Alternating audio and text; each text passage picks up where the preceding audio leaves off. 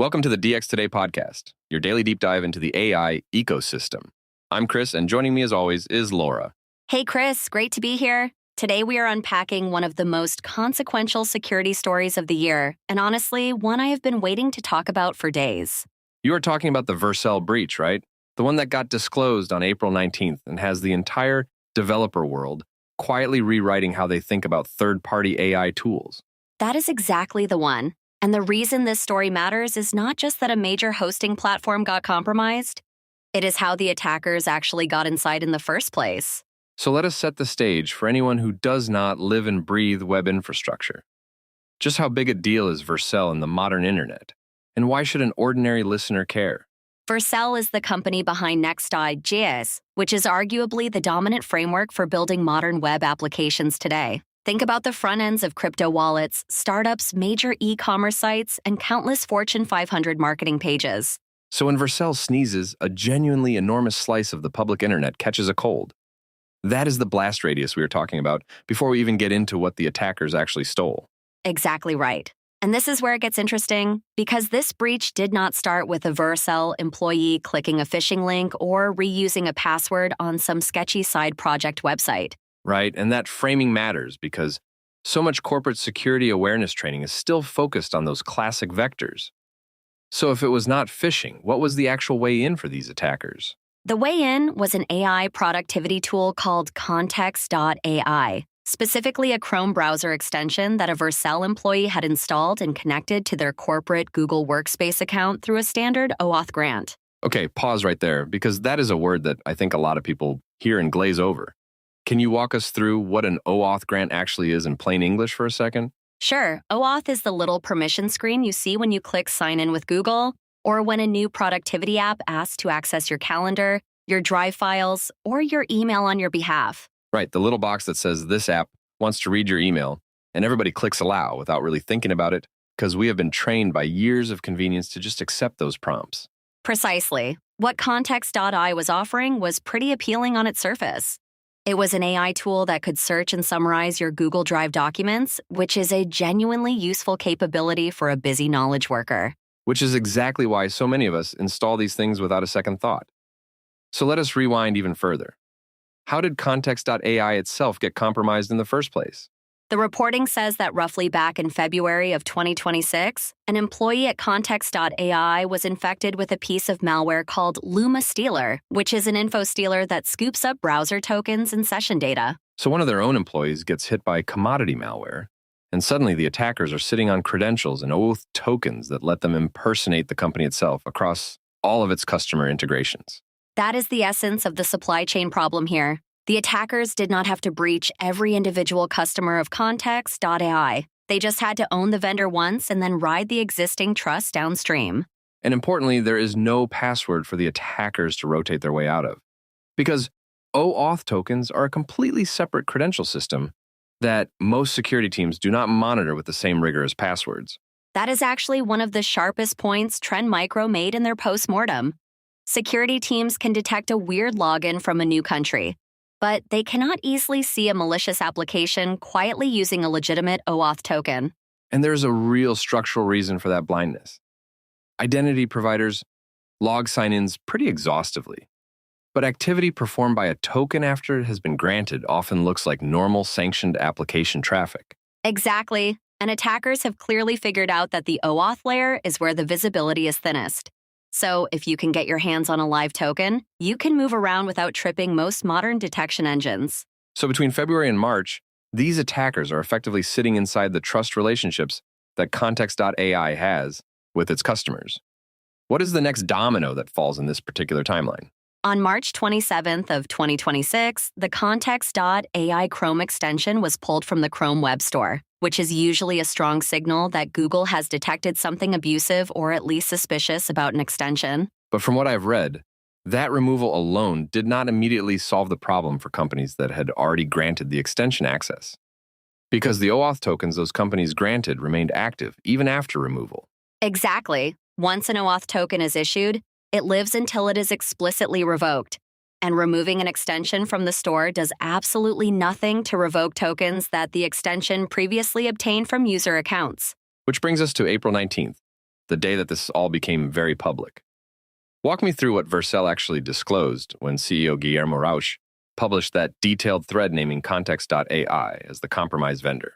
Vercel said that attackers had pivoted from the employee's Google Workspace account into internal Vercel systems, and from there had enumerated and decrypted certain environment variables, though Vercel stressed these were classified as non-sensitive.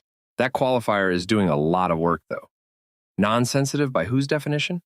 Because one company's non-sensitive can absolutely be another downstream customer's extremely sensitive, depending on what keys or URLs are inside those variables.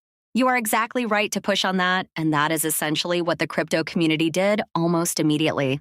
CoinDesk reported that Web3 developers across the industry spent the weekend frantically rotating API keys just in case.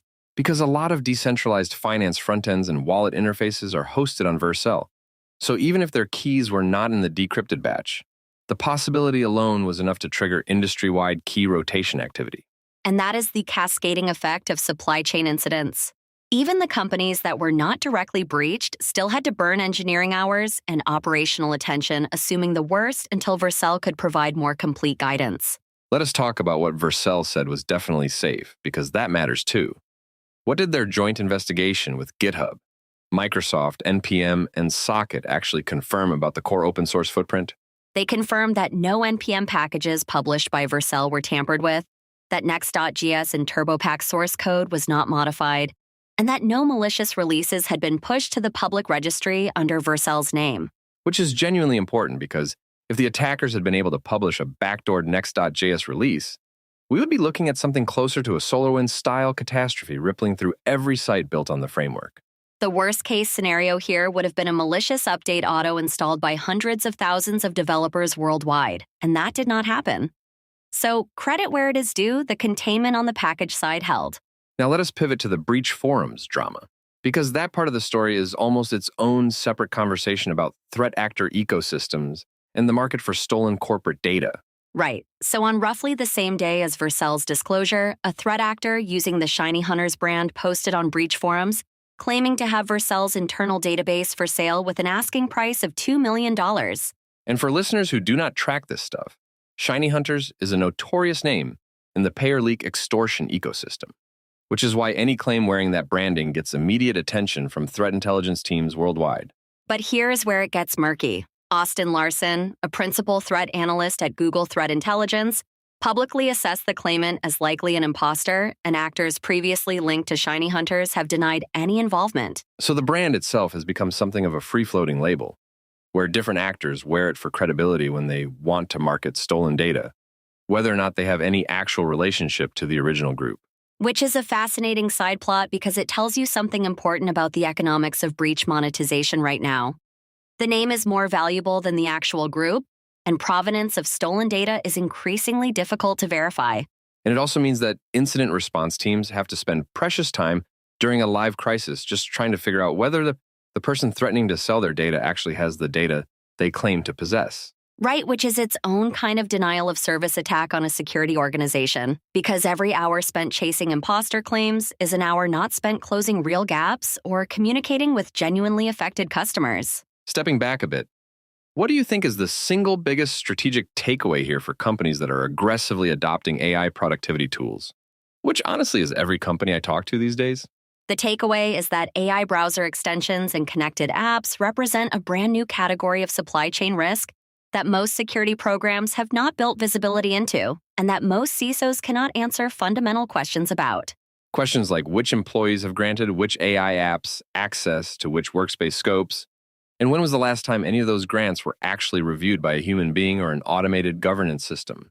VentureBeat had a really pointed line about this, which is that the Vercel breach exposes the OAuth gap that most security teams cannot detect, scope, or contain because their tooling was built for passwords and endpoints, not delegated tokens. And that is the really uncomfortable message sitting underneath this whole story. The old security stack was built for a world where credentials were the front door, and now the front door is a silent OAuth handshake. Exactly. And this story is almost certainly going to accelerate a whole product category around OAuth governance, app discovery, and continuous scope review. because the gap is now visible to every board of directors in a way it was not before. Let us close with a practical note for our listeners who might be running teams or advising companies. What are 2 or 3 things you would actually recommend doing this week based on what we have just walked through? First, run an inventory of every third-party OAuth app connected to your Google Workspace or Microsoft 365 tenant, because most companies are shocked at what that list looks like the first time they really look at it. That is great. And I would add that a lot of admins have never actually used the admin console view that shows third-party app grants, even though both Google and Microsoft provide it out of the box. Second, establish a standing review cadence for AI tools specifically, because the category is moving so fast that something you approved 6 months ago may have changed hands, changed scopes, or added new integrations you did not expect. And third, I would argue, treat every AI browser extension as a supply chain vendor and not as an individual productivity choice, because the OAuth scopes they hold mean the company bears the risk regardless of who installed it. Well put. And I would close by saying this story is not ultimately about Vercel or about Context.ai specifically. It is about the quiet category of AI tooling that now sits inside every corporate identity perimeter. That is such a good framing. The enemy is not one malicious extension. The enemy is 1,000 well-intentioned productivity tools, all holding broad scopes that nobody has reviewed in months or sometimes never reviewed at all. And the fix is not to ban AI tools, which would be both unrealistic and self-defeating. The fix is to bring the same governance discipline to OAuth that we already bring to things like VPN access and privileged accounts. That feels like the right note to land on. Laura, as always, this has been a genuinely enlightening conversation, and I think our listeners are going to have a lot to think about after hearing this unpacked. Thanks, Chris. This was a fun one. And honestly, if today's episode makes even one listener go audit their OAuth grants tonight, we will have probably done more for enterprise security than a dozen industry conference keynotes combined. That's all for today's episode of the DX Today podcast. Thanks for listening, and we'll see you next time.